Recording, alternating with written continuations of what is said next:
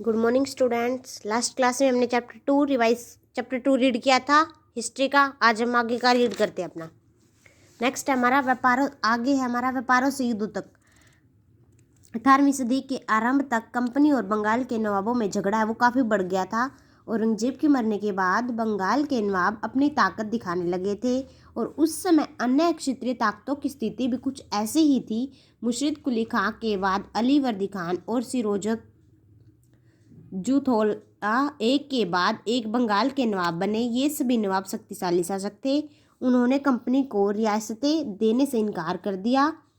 इन्होंने कंपनी को व्यापार का अधिकार देने के बदले उनसे नजराने मांगे। कंपनी को सिक्के ढालने का अधिकार नहीं दिया और उसकी किलेबंदी को बढ़ाने से रोक दिया।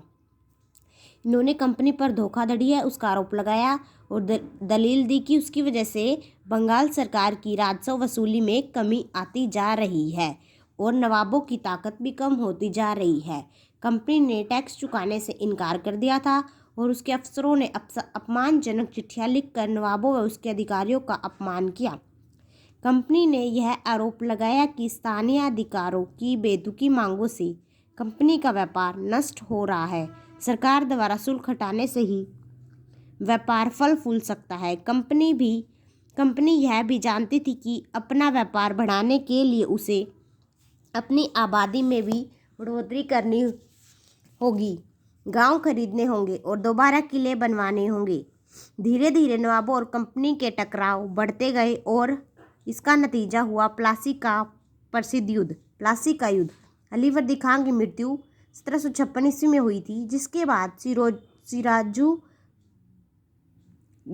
छोला बंगाल के नवाब बने। कंपनी सिराजू छोला की ताकत से डरी हुई थी। कंपनी चाहती थी सिराजू छोला की जगह एक ऐसी कठपुतली नवाब बिठाया जाए जो उसे व्यापारियों, रियासतें और अन्य सुविधाएं देने में दखल अंदाजी न करे। कंपनी की कोशिश थी कि सिराजू छोला के प्रतिद्वंदियों में किसी को नवाब बना दिया, लेकिन इसमें कंपनी कामयाब न हो सकी। जवाब में सिराजू छोला ने हुक्म जारी किया कि कंपनी उसके राज्य के राजनीति मामलों में अपनी टांग अड़ाना बंद कर दे, किलेबंदी रोक कर और सही तरीके से राजस्व चुकाए। किंतु जब दोनों पक्ष अड़ गए तो नवाब ने अपने 30,000 सिपाहियों के साथ कासिम बाजार में स्थित इंग्लिश फैक्ट्री पर धावा बोल दिया। नवाब की फौजों ने कंपनी के अफसरों को गिरफ्तार करके गोदाम पर ताला डाल दिया। अंग्रेजों के हथियार छीनकर अंग्रेज जहाज़ों को कब्जे में ले लिया। इसके बाद नवाब ने कंपनी के कलकत्ता स्थित किले पर कब्जे करने के लिए उधर का रुख कर लिया।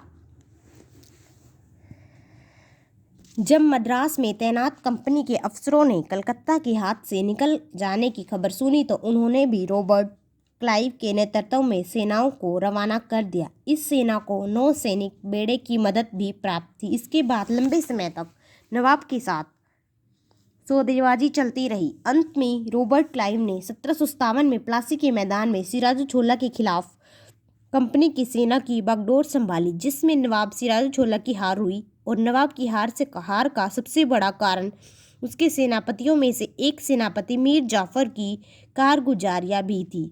मीर जाफर की टुकड़ियों ने इस युद्ध में हिस्सा लेने से मना कर दिया, क्योंकि रॉबर्ट क्लाइव ने उसे यही लालच देकर अपने साथ मिला लिया था कि सिराजू छोला को हटाकर कंपनी मीर जाफर को नवाब बना देगी। प्लासी के युद्ध को महत्वपूर्ण माना जाता है क्योंकि भारत में कंपनी को यह पहली जीत हासिल हुई थी। प्लासी के युद्ध के बाद सिराजू छोला को मार डाला गया और मीर जाफर को नवाब बना दिया गया। कंपनी अभी भी शासन की जिम्मेदारी संभालना चाहती थी। उसका मूल उद्देश्य तो व्यापार को फैलाना था। यदि यह काम स्थानीय शासकों की मदद से बिना लड़ाई लड़े संभव था तो किसी भी राज्य पर कब्जा करने की क्या आवश्यकता थी।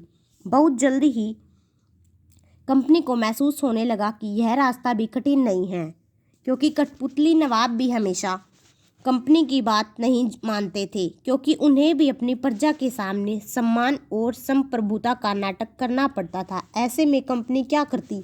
जब मीर जाफर ने कंपनी का विरोध करना चाहा तो कंपनी ने उसे हटाकर मीर कासिम को नवाब बना दिया।